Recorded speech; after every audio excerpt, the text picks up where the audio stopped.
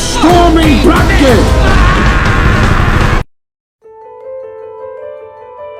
What's going on, everyone? So welcome to my latest video. This is, of course, my review for the film Shame, which came out in 2011, turns 10 years old this year. So, of course, it gives me a very good reason to finally sit down and review this film for you guys. This is a Steve McQueen film, the same director that gave us Hunger, 12 Years a Slave, Widows, and, of course, this. I've actually ranked his filmography, all 4 films, as of the filming of this video. You guys can check that out in my playlist down below for director ranking lists. But, guys, obviously clicked on this review for the film Shame. This is obviously going to be spoiler-free.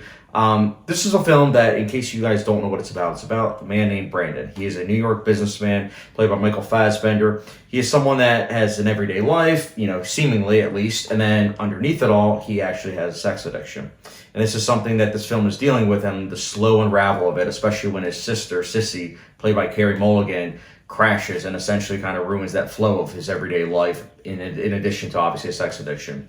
It makes it a lot harder for him. And this is a film that premise, it's very simple, but that simplicity honestly really helps with this film because this is a gripping and very much so engaging film. It's not for everyone. It's a film that is NC-17, so a lot of people will probably be put off by the sexual content. But if you're someone that is more than willing to be essentially adventurous, I would highly recommend you guys watch this film. It's disturbing, it's hard to watch, it's very graphic, but the graphic nature of the film honestly does help with it because it's not pornographic. Honestly, with its approach, it's very naturalistic. This film utilizes a lot of long takes to make things feel uncomfortable, but at the same time uncompromising. A lot of it also is visual storytelling. This is a film that does have dialogue for sure, but a lot of this film is relying on visual storytelling. And I personally loved it because it really has a focus not only on the visuals, but obviously the acting. I mean, Michael Fassbender and Carey Mulligan are 2 incredible actors, and they both have so much to do with just their eyes. And it's great to see their eyes and their facial expressions at work because, for viewers such as myself that pay attention to that type of stuff, you can literally just look at their face and it says so much about with what they're feeling and what's going on in the scene itself. And I loved it. There are, again, as I mentioned, there are scenes with dialogue, of course. There's one scene in particular with a heavy amount of dialogue that I absolutely loved. The one scene is literally, they're watching TV and everything, obviously the brother and daughter, and they're watching it.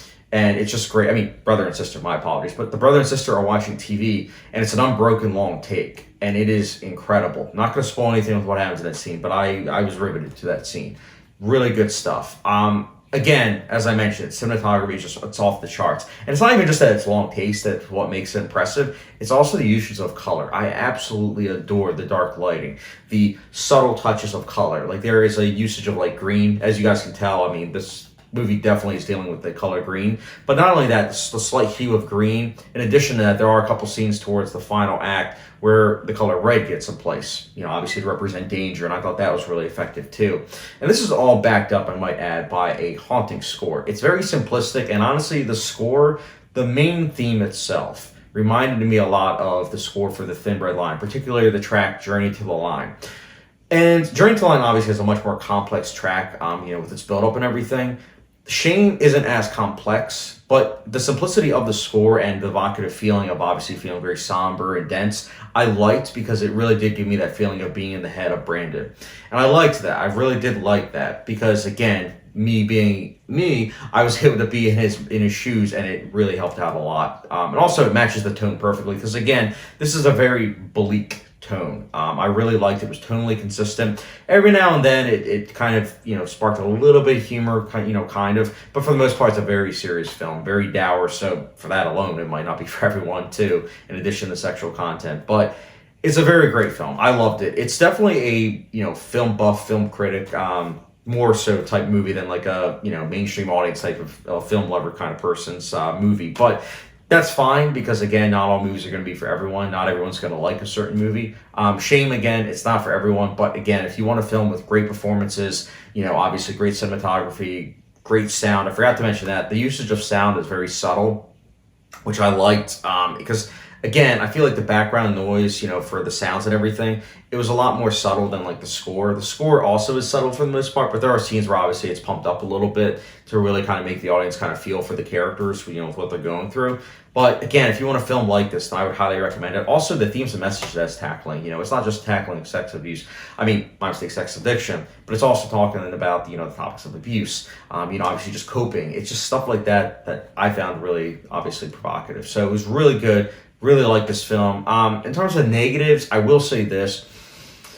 There are a couple slow patches here and there in the middle part. I can appreciate it. Again, this was a film that I originally hailed as a masterpiece when I first saw it, but the second and third time I watched it, because I did watch it a third time yesterday as of filming this video in August of 2021, when I did watch it the third time, and the second time, as I mentioned, I couldn't help but feel that there were a couple of moments where I did feel were a bit too slow, but nonetheless, Shame is a great film. As I mentioned, definitely not for everyone, but again, if you want a film that is very well made and at the same time has a lot to make us as audience members think, then I would highly recommend it. Also, it's got a book ending, which I love, where the opening scene and the ending match each other with, showing a little bit of a change, but at the same time also showing that, not every character changes in a film. I would highly recommend that as well. Shame for me, again, it's one of the best films of 2011, and I would highly recommend you check out Shame, which is why I will be giving Shame 4.5 out of 5-star rating, which of course gets the good old Tabasco sauce rating. So yeah, would highly recommend it. It is obviously on Blu-ray, not 4K just yet. Probably won't ever happen just because it's a smaller film, but I would highly recommend you check this film out on Blu-ray. It is expensive on Blu-ray. I will say I got this for $25 and it came with a slipcase. But it is quite expensive, so hopefully it goes down in price for people, but I would still recommend you guys get this highly. So yeah, that's my review for Shame 2011. Guys, if you are new to the channel, I've reviewed other 2011 films with them being 10-year anniversaries. Check those out down below, and also let me know your thoughts on the film Shame. Did you guys like it? Did you not? Was it a bit too much in terms of sexual content for you, like a bit too graphic? Let me know your thoughts in the comment section down below, and as always, don't forget the subscription, notification bell, and I'll catch you guys later.